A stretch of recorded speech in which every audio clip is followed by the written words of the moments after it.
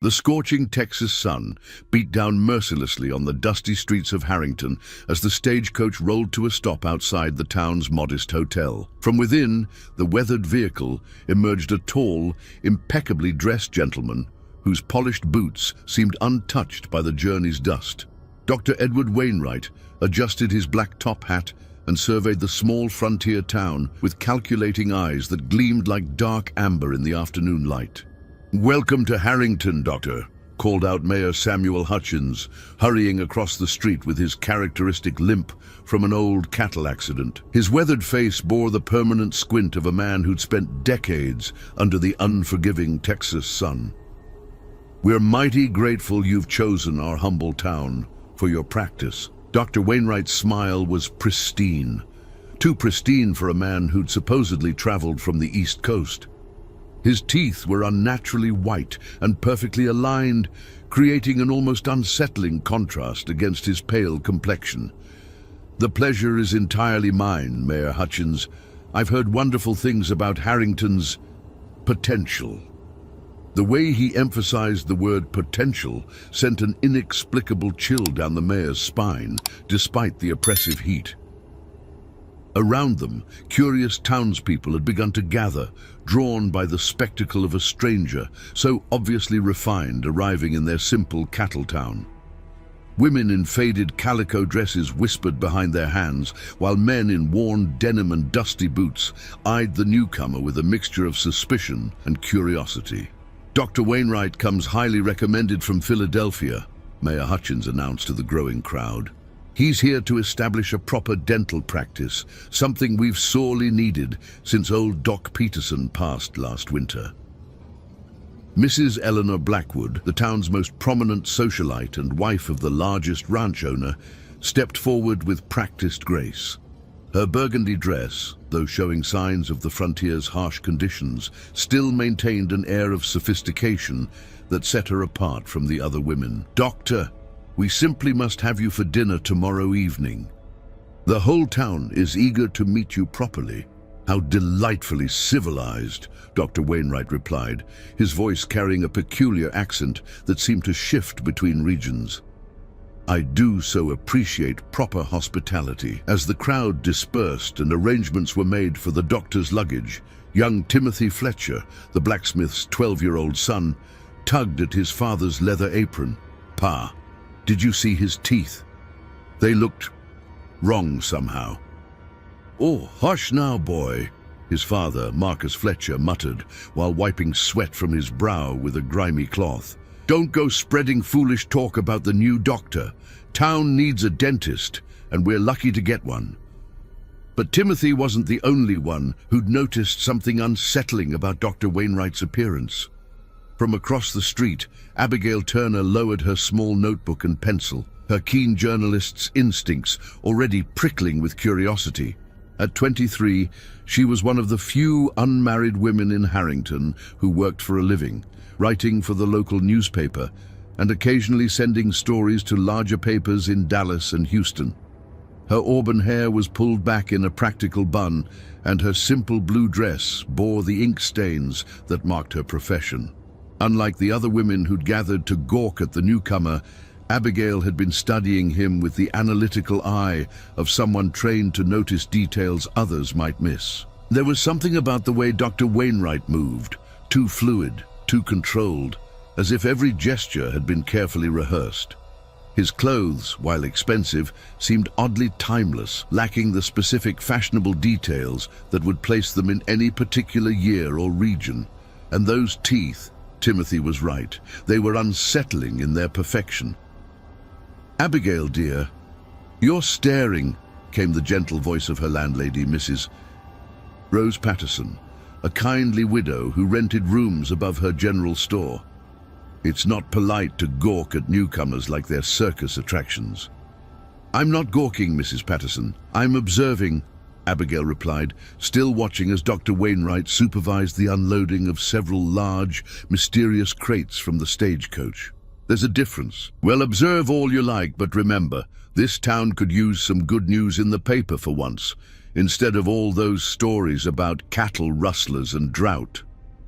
As the afternoon wore on, Dr. Wainwright made his way to the building that would serve as his dental practice, a two-story structure on Main Street that had stood empty since the previous tenant, a failed haberdashery, had closed 6 months earlier. The building's windows were boarded up, and weeds had begun to grow around its foundation, giving it an abandoned, almost haunted appearance. Several townspeople offered to help the doctor move his equipment, but he politely declined, insisting that his instruments were too delicate and valuable to risk damage. Instead, he hired a few local men to simply carry the crates inside, warning them repeatedly to handle everything with extreme care. "Heavy as coffins," muttered Jake Morrison, one of the hired hands, as he struggled with a particularly large crate. "What's he got in here, anvils?" His companion, Pete Daniels, wiped sweat from his forehead and glanced nervously at the boarded windows. "Don't know, but I'll be glad when we're done. This place gives me the shivers." As evening approached and the last of the crates disappeared into the building, Dr. Wainwright emerged onto the street, his appearance still immaculate despite the day's work. He surveyed the town with those unsettling amber eyes, his perfect smile never wavering. "Gentlemen, thank you for your assistance," he said, pressing a silver coin into each man's palm, payment far more generous than they'd expected. "I trust you'll spread word that Dr. Wainwright's practice will be opening soon. I have such wonderful plans for this community." That night, as Harrington settled into its usual quiet routine, strange sounds began to emanate from the doctor's building. The rhythmic grinding of metal on metal echoed through the still air, accompanied by what sounded like muffled hammering. Several residents, including the Fletcher family who lived nearby, found their sleep disturbed by the unusual noises. "Probably just setting up his equipment," Marcus Fletcher told his wife when she complained about the racket. "Dentist tools and such. It'll quiet down once he's settled." But Timothy, lying awake in his small bed, wasn't so sure. The sounds didn't seem like normal construction or arrangement. They were too rhythmic, too deliberate, almost like some kind of ritual, and occasionally, carried on the hot night breeze, he could swear he heard something else, a low, melodic humming that seemed to come from deep within the building. As the clock in the town square chimed midnight, the sounds finally ceased, leaving Harrington in a silence that felt heavier and more oppressive than usual. In her room above the general store, Abigail Turner sat by her window, notebook in hand, recording every detail she'd observed about the mysterious Dr. Wainwright. Something about the man didn't sit right with her, and her instincts as a journalist had rarely led her astray. Tomorrow, she decided, she would begin her own investigation into the background of Harrington's new dentist. After all, a good story was worth pursuing, and Dr. Edward Wainwright was certainly going to make for an interesting story. What she couldn't know, as she finally closed her notebook and prepared for bed, was that her investigation would uncover horrors beyond anything her rational mind could have imagined, and that some stories were better left untold. 3 weeks after Dr. Wainwright's arrival, his dental practice had become the talk of Harrington. The boarded windows had been replaced with pristine glass, and an elegant wooden sign bearing his name in gold lettering now hung above the entrance. The building itself seemed transformed. What had once appeared abandoned and foreboding now looked welcoming and professional. Mrs. Eleanor Blackwood emerged from the practice on a sweltering Tuesday morning, her hand pressed delicately to her jaw. The other ladies of the town's social circle had gathered outside, eager to hear about her experience with the new dentist.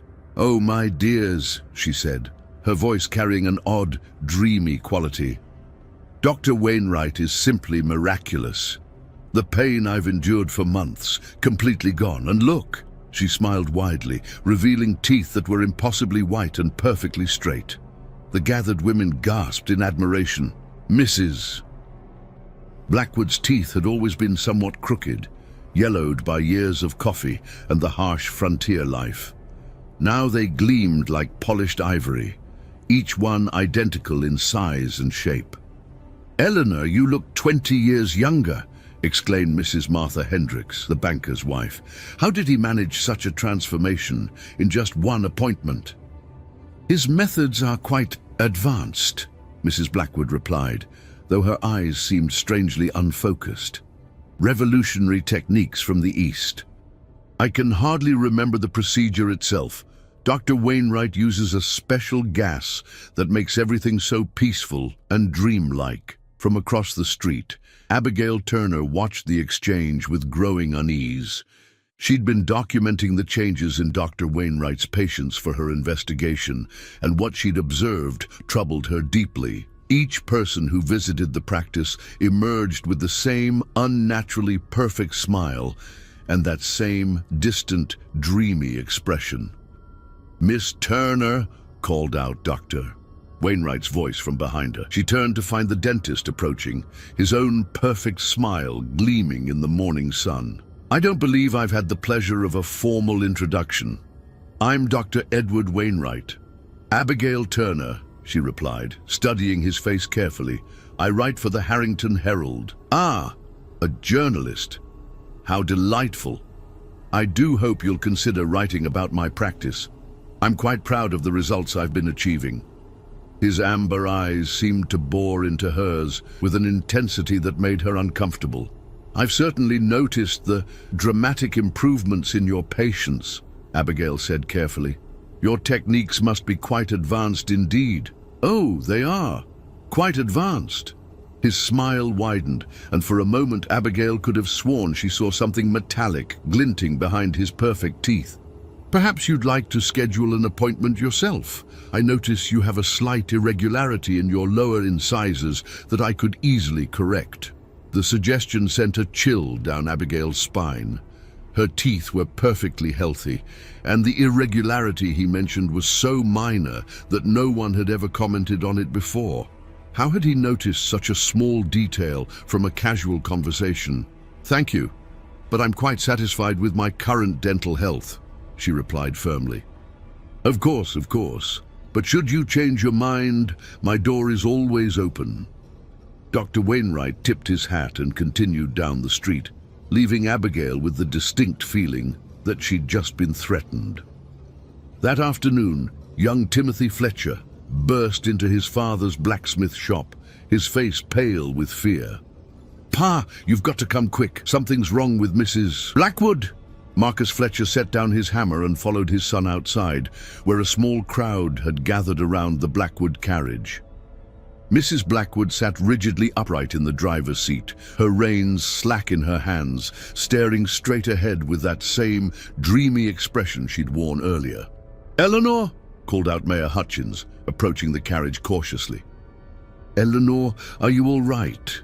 She turned toward him slowly, as if moving through thick molasses, and smiled that perfect, unsettling smile. "Of course, Samuel.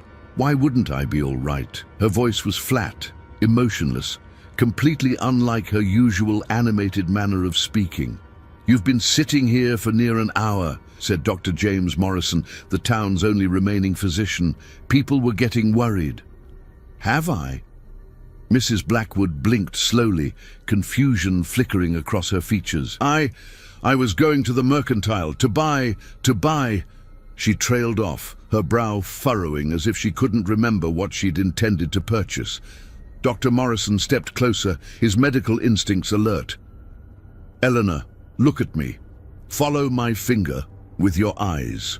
He moved his index finger back and forth in front of her face, but her gaze remained fixed and unfocused. "I'm perfectly fine," she insisted, though her voice lacked conviction. "Dr. Wainwright said I might feel a bit different for a few days. It's perfectly normal." The crowd exchanged worried glances. This wasn't the Eleanor Blackwood they knew, the sharp-tongued, quick-witted woman who ran the town's largest ranch with an iron fist. This person seemed like a hollow shell wearing Eleanor's face. "Perhaps you should go home and rest," Dr. Morrison suggested gently. "I'll have someone drive you." "No need," Mrs. Blackwood replied, suddenly snapping the reins with mechanical precision. "I can manage perfectly well." The carriage lurched forward, and she drove away with the same rigid, unnatural posture. That evening, Abigail sat in her room, writing furiously in her notebook. The incident with Mrs. Blackwood had confirmed her worst suspicions about Dr. Wainwright. Something was terribly wrong with his practice, and she was determined to uncover the truth. A soft knock at her door interrupted her thoughts. "Come in," she called, expecting Mrs. Patterson with her evening tea. Instead, Timothy Fletcher peered around the door, his young face etched with worry. "Miss Turner, I'm sorry to bother you, but I need to tell someone what I saw, and Pa won't listen." "What is it, Timothy?" Abigail set down her pen and gave the boy her full attention. "It's about Dr. Wainwright's place," Timothy said, glancing nervously over his shoulder. "I was walking past real late last night, and I saw lights in the windows, but not normal lights. They were green and flickering like fire, but cold fire." Abigail felt her pulse quicken. "Go on." "And I heard sounds, Miss Turner. Terrible sounds, like metal scraping against bone and laughing. But not happy laughing, mean laughing, like someone enjoying hurting something." Timothy's voice dropped to a whisper, "And I swear I heard screaming, but it was muffled, like it was coming from underground." "Did you tell anyone else about this?" Timothy shook his head. "Pa says I'm just letting my imagination run wild. Says Dr. Wainwright is a respectable man and I shouldn't spread tales. But Miss Turner, I know what I saw and heard." Abigail reached out and placed a reassuring hand on the boy's shoulder. "I believe you, Timothy, and I think you're very brave for telling me. What are we going to do?" he asked, his eyes wide with fear and hope. "We're going to find out exactly what Dr. Wainwright is really doing in that building," Abigail replied, her journalist's determination overriding her fear. "But we have to be very careful. If he's as dangerous as I suspect, we can't let him know we're investigating." As Timothy left, Abigail returned to her notebook, adding his testimony to her growing collection of evidence. Outside her window, the lights of Harrington flickered and dimmed as the town settled into sleep. But in the distance, she could see a faint green glow emanating from the windows of Dr. Wainwright's practice. Whatever was happening in that building, she was going to expose it. The people of Harrington deserved to know the truth about their new dentist, no matter how horrifying that truth might be. But as she watched that eerie green light pulse rhythmically in the darkness, Abigail couldn't shake the feeling that she was about to uncover something far more sinister than simple medical malpractice. Something that would challenge everything she thought she knew about the natural world. The following morning brought news that sent shockwaves through Harrington. Mrs. Eleanor Blackwood had been found by her ranch hands, standing motionless in her parlor, staring at the wall with that same vacant expression. She had apparently been standing there all night, never moving, never speaking, just waiting. Dr. Morrison had been summoned immediately, but his examination revealed nothing physically wrong with her. Her pulse was steady, her breathing normal, yet she seemed trapped in some kind of waking trance. When questioned, she could only repeat in that flat, emotionless voice that Dr. Wainwright had given her perfect teeth and that she felt wonderfully improved. Abigail arrived at the Blackwood Ranch within hours of hearing the news, her notebook and pencil ready. She found Dr. Morrison on the front porch, his weathered face creased with worry and confusion. "Doctor, what's your professional opinion about Mrs. Blackwood's condition?" she asked, settling beside him on the wooden steps.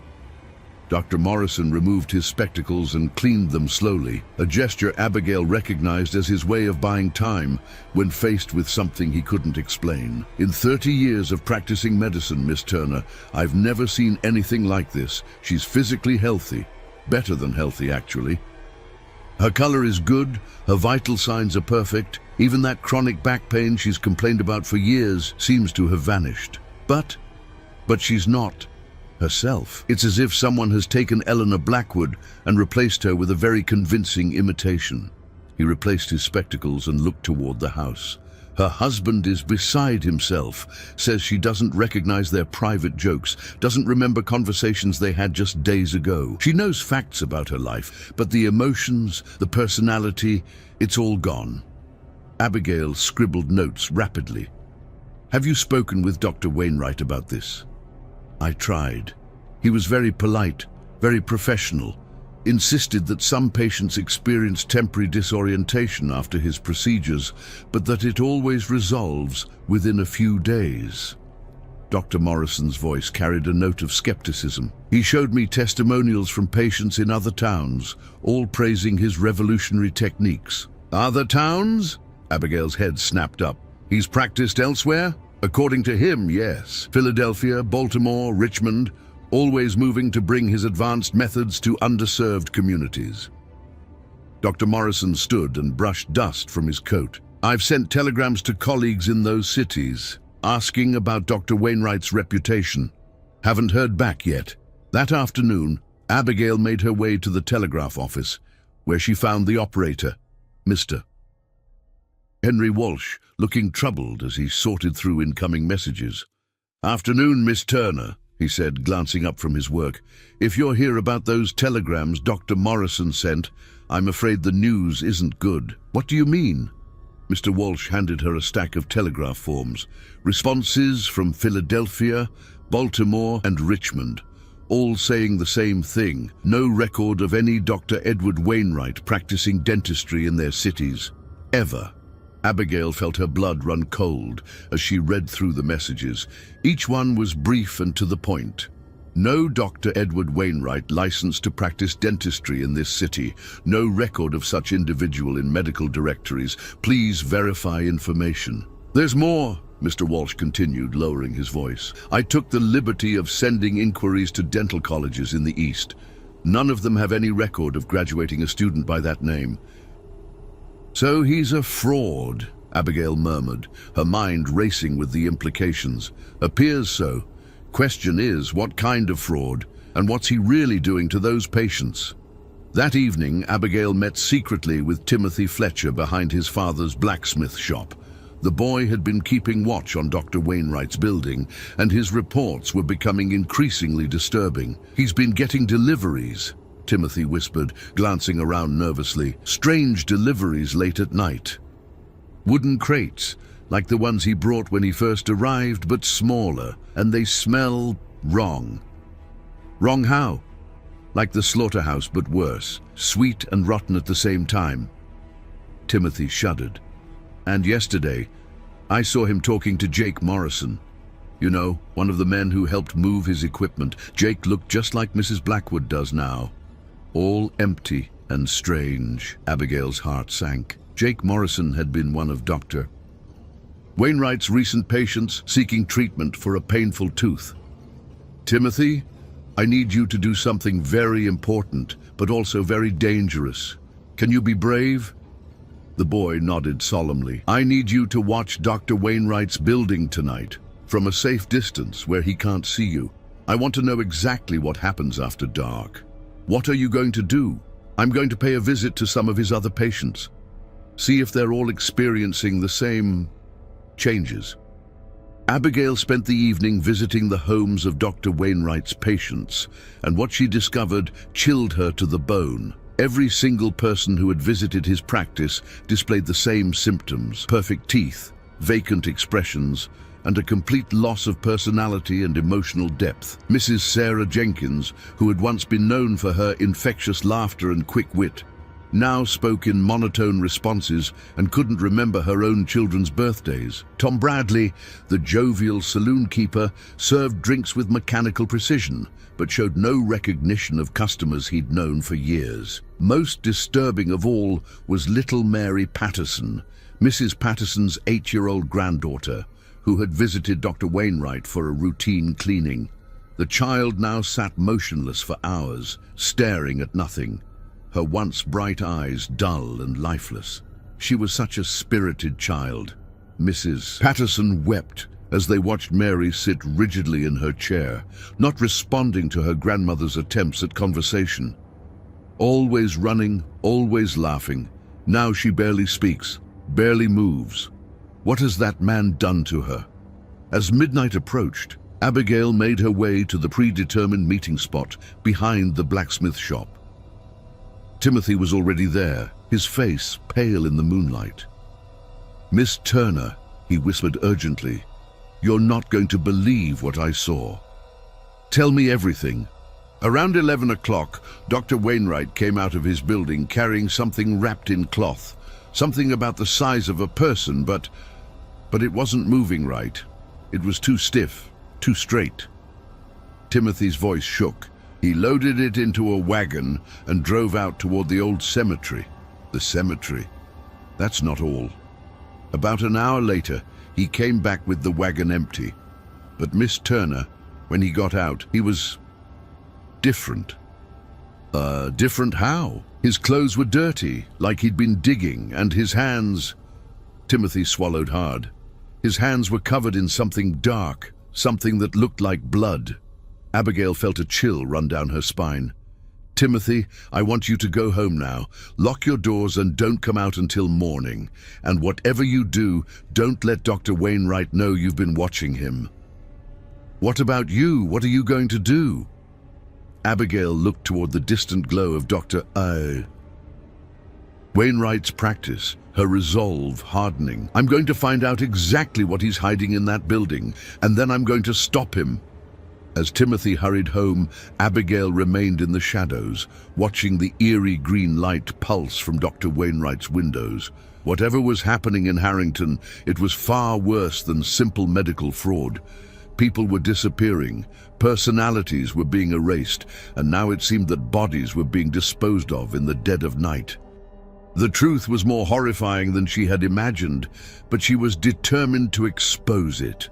The people of Harrington were counting on her, even if they didn't know it yet, and she would not let them down, no matter what horrors awaited her in the darkness of Dr. Wainwright's practice.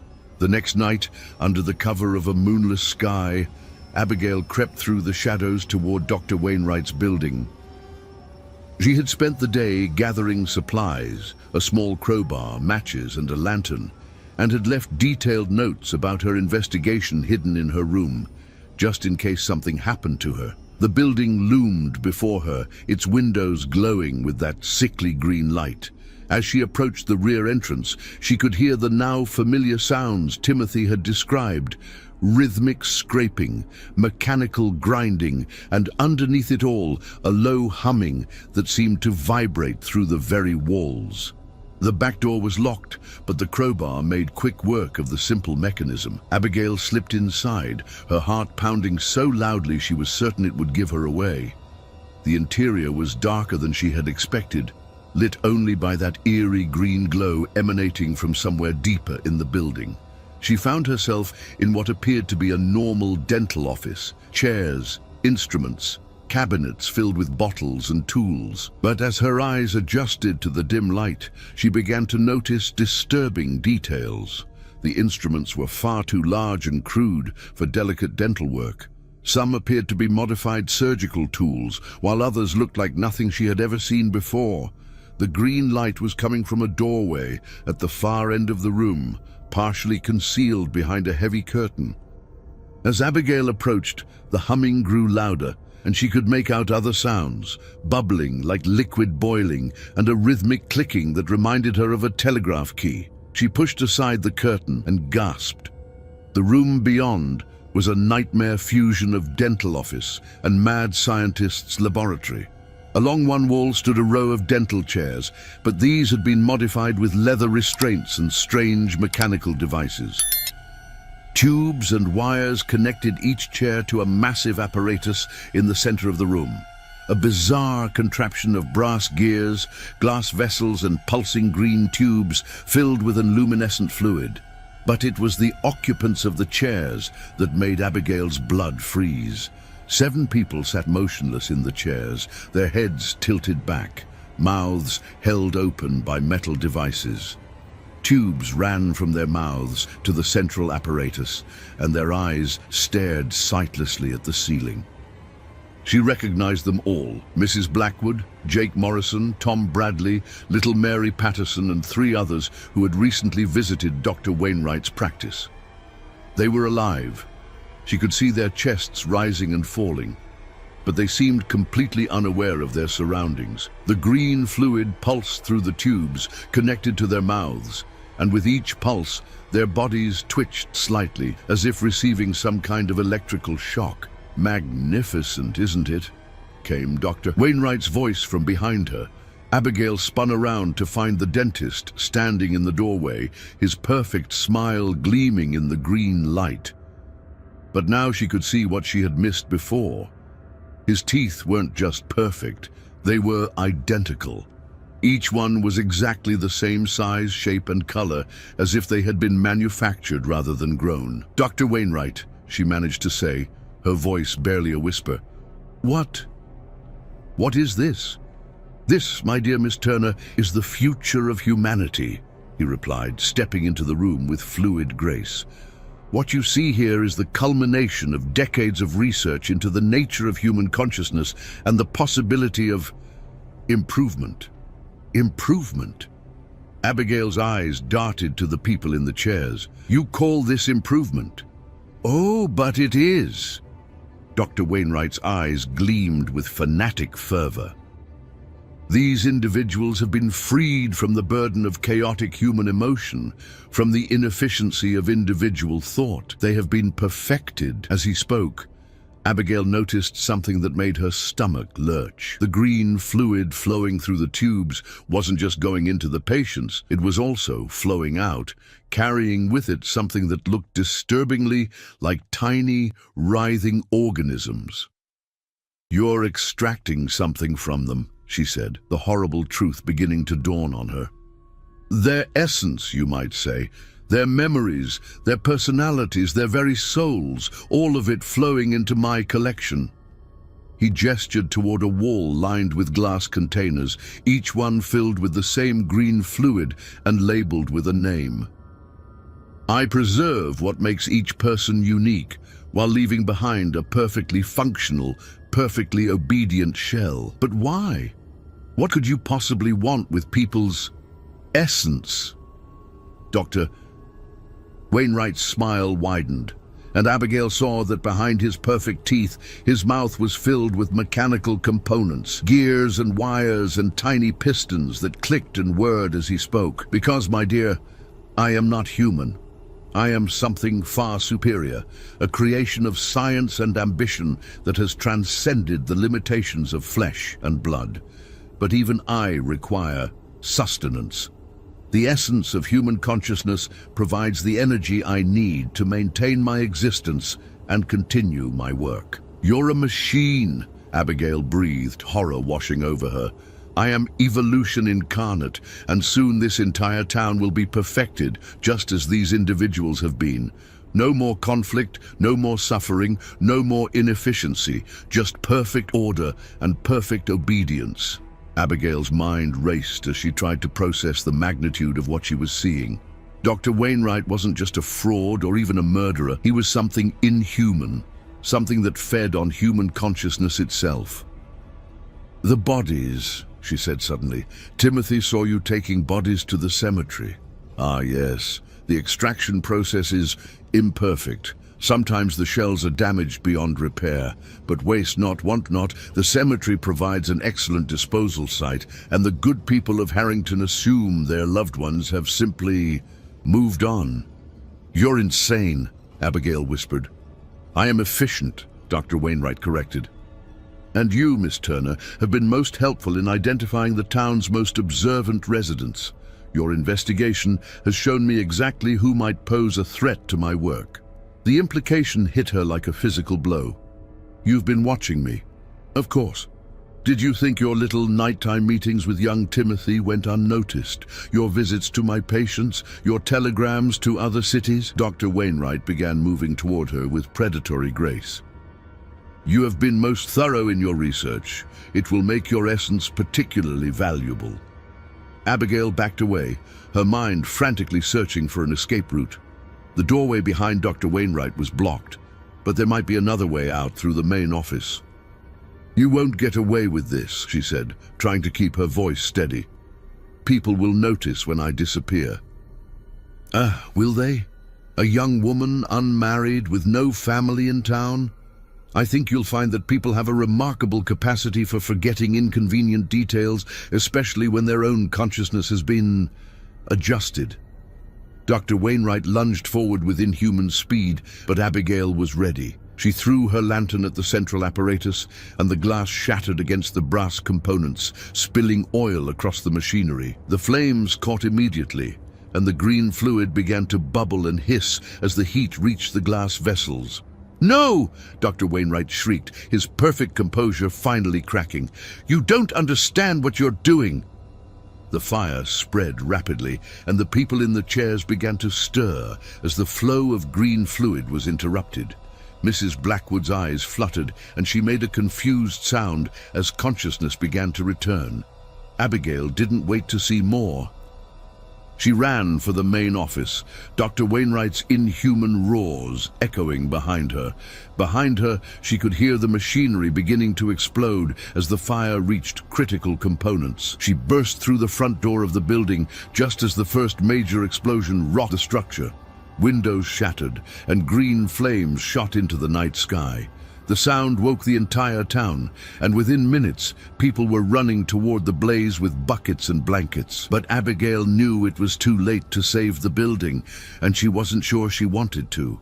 Whatever Dr. Wainwright had created in there needed to be destroyed completely. As the townspeople formed bucket brigades and fought the flames, Abigail searched desperately for any sign of the people who had been trapped in those chairs. To her immense relief, she saw Mrs. Blackwood stumbling out of the smoke, supported by two men. She looked confused and disoriented, but her eyes held a spark of life that had been missing for days. One by one, the other victims emerged from the burning building, all of them dazed but apparently unharmed. Little Mary Patterson ran crying into her grandmother's arms, her personality and vitality restored. But of Dr. Wainwright, there was no sign. As dawn broke over Harrington, the building was nothing but smoldering ruins. The townspeople stood in exhausted groups, trying to make sense of what had happened.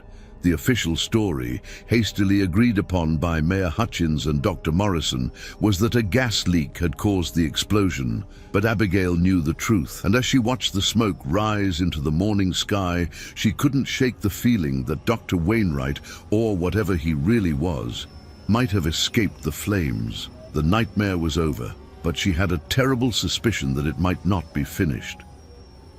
3 months had passed since the fire that destroyed Dr. Wainwright's practice, and Harrington was slowly returning to normal. The victims of his horrific procedures had recovered their personalities and memories, though many reported strange dreams and gaps in their recollections from their time under his influence. Abigail had written a detailed account of the events for the Harrington Herald, though she had been forced to omit the more unbelievable details about Dr. Wainwright's true nature. The official story remained that he had been a fraudulent dentist using dangerous experimental techniques, and that he had perished in the fire that consumed his practice. But Abigail knew better. Despite extensive searches through the ruins, no body had ever been found. And in the weeks following the fire, she had begun to notice disturbing signs that suggested Dr. Wainwright's influence on the town had not been completely eradicated. It started with small things. Mrs. Blackwood, despite having recovered her personality, would sometimes pause mid-conversation and stare blankly ahead for several seconds before continuing as if nothing had happened. Tom Bradley occasionally served drinks with the same mechanical precision he had displayed during his time under Wainwright's control. And little Mary Patterson, though once again the spirited child she had been, would sometimes be found standing motionless in her room, staring at the wall with that familiar vacant expression. "It's like he left something behind," Dr. Morrison confided to Abigail during one of their regular meetings. "Some kind of residue in their minds. Most of the time they're perfectly normal, but occasionally it's as if they're still connected to whatever he did to them." Abigail had been documenting these episodes, and she was beginning to see a pattern. The lapses always occurred at the same time, exactly midnight, and they lasted for precisely 13 minutes. During these episodes, the affected individuals would stand or sit motionless, their eyes unfocused, as if they were receiving some kind of signal. "Timothy," she said one evening as the boy helped her organize her notes, "I need you to do something for me. Tomorrow night, I want you to watch the people who were in Dr. Wainwright's chairs. All of them. See if they all have these episodes at the same time." Timothy nodded solemnly. At 13 now, he had grown more serious since the events at the dental practice, but he remained Abigail's most trusted ally in keeping watch over the town's strange occurrences.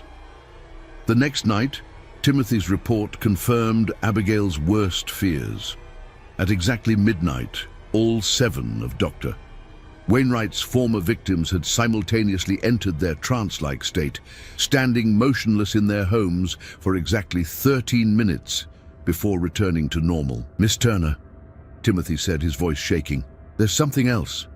During those 13 minutes, I could swear I heard that humming sound again, the same one we used to hear from Dr. Wainwright's building." Abigail felt a chill run down her spine. Where was it coming from? That's the thing, it seemed to be coming from everywhere and nowhere at once, like it was in the air itself. That night, Abigail made a decision that would haunt her for the rest of her life. She had to know if Dr. Wainwright was somehow still alive, still exerting his influence over his former victims. And there was only one place where she might find answers. The old cemetery on the outskirts of town had always been a peaceful place, but since Dr. Wainwright's arrival, it had taken on a more sinister atmosphere. Several fresh graves had appeared in recent months, graves that the townspeople assumed belonged to travelers who had died passing through, but which Abigail suspected contained the bodies of Dr. Wainwright's failed experiments. Armed with a lantern and a shovel, she made her way to the cemetery just before midnight. If her theory was correct, and Dr. Wainwright was somehow still connected to his victims, then the connection might be strongest during their nightly episodes. As the clock tower in town chimed midnight, Abigail felt the temperature around her drop noticeably. The air itself seemed to thicken, and she could hear that familiar humming sound growing stronger. It was coming from beneath the ground. Following the sound, she made her way to a section of the cemetery where several unmarked graves lay in a perfect circle. The humming was loudest here, and as she knelt and pressed her ear to the ground, she could hear something else, the rhythmic clicking of mechanical components. With growing horror, she realized that Dr. Wainwright hadn't died in the fire. He had somehow transferred himself, or at least part of himself, into the network of bodies he had buried here. The cemetery had become a vast underground machine, with the corpses serving as components in some nightmarish apparatus that continued to function even after his supposed death. "Clever girl," came a familiar voice from behind her. Abigail spun around to find Dr. Wainwright standing among the tombstones, but he was no longer the immaculate gentleman who had arrived in Harrington months earlier. His clothes were tattered and burned, his perfect teeth now clearly visible as mechanical constructs, and his amber eyes glowed with an unnatural light. "You survived," she whispered. "Survived? My dear Miss Turner, I have transcended survival. The fire destroyed my physical form, yes, but my consciousness, my essence, that has found a new home." He gestured toward the graves around them. "Each of these bodies contains a part of me now. I'm no longer limited to a single form." The midnight episodes," Abigail said, understanding flooding through her. "You're still connected to your victims. They carry fragments of my consciousness within them. Every night, at the appointed hour, those fragments report back to me, sharing everything they have seen and heard. Through them, I monitor the entire town." Dr. Wainwright's mechanical smile widened. "Did you really think you could destroy me so easily?" "What do you want?" Abigail demanded, though she was already backing away from him. "What I have always wanted: perfection, order, the elimination of chaotic human consciousness." His form began to flicker and shift, as if he were not entirely solid. "This setback has taught me patience. I will wait and watch, and when the time is right, I will complete my work. The town will never accept you again. They know what you are. Do they? Or do they simply know what you have told them?" Dr. Wainwright's laugh was like the grinding of gears. Memories are such fragile things, Miss Turner, so easily altered, so readily forgotten. Give it time, and the people of Harrington will remember me as nothing more than a tragic figure who died trying to help them. As he spoke, Abigail became aware of movement in the shadows around the cemetery. Figures were emerging from behind tombstones and monuments, the 7 people who had been in Dr. Wainwright's chairs, all walking with the same mechanical precision, their eyes glowing with that familiar vacant expression. "You see," Dr. Wainwright said, "they come when I call. They are mine now, in ways they will never understand, and through them I will slowly, carefully extend my influence until every soul in Harrington belongs to me." Abigail ran. She crashed through the cemetery gates and sprinted toward town, her heart pounding with terror. Behind her, she could hear the mechanical footsteps of Dr. Wainwright's victims following her with relentless precision. She burst into the sheriff's office, gasping and incoherent, trying to explain what she had seen. But Sheriff Coleman, a practical man who had never fully believed her stories about Dr. Wainwright, simply assumed she'd been frightened by shadows and wild animals in the cemetery. "Miss Turner, you're clearly overwrought," he said, pouring her a glass of water. "Perhaps you should consider taking a rest from all this investigation business. The doctor is dead, the town is safe, and it's time to move on." But Abigail knew she couldn't move on. Not when Dr. Wainwright was still out there, still plotting, still controlling his victims. She spent the remaining hours until dawn, writing frantically, documenting everything she had seen and heard, creating a record that future generations might use to protect themselves. As the sun rose over Harrington, she made a difficult decision. She couldn't fight Dr. Wainwright alone, and the townspeople would never believe the full truth of what he had become. Her only option was to leave, to carry her knowledge to other towns, other cities, and warn them about the horror that might one day come to them. She packed her few belongings and boarded the morning stagecoach, leaving behind the only home she had ever known.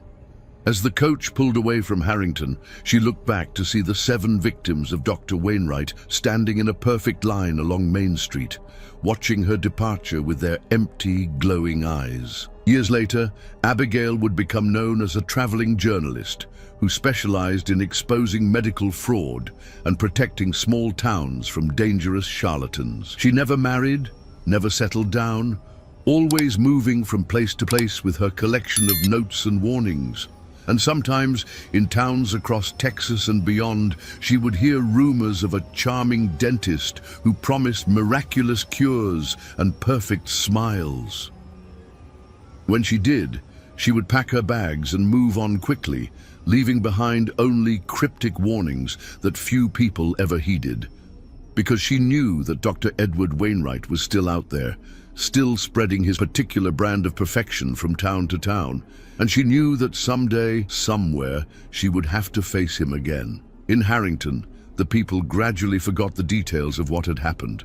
They remembered that there had been a dentist and that there had been a fire, but the specifics grew hazy with time.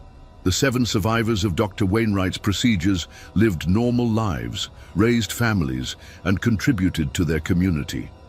But every night at midnight, for exactly 13 minutes, they would stop whatever they were doing and stand motionless, their eyes unfocused, as if listening to a voice that only they could hear. And in the old cemetery, if anyone had been brave enough to listen, they might have heard the faint sound of mechanical humming coming from beneath the ground. The legacy of Dr. Wainwright lived on, patient and persistent, waiting for the right moment to emerge once again.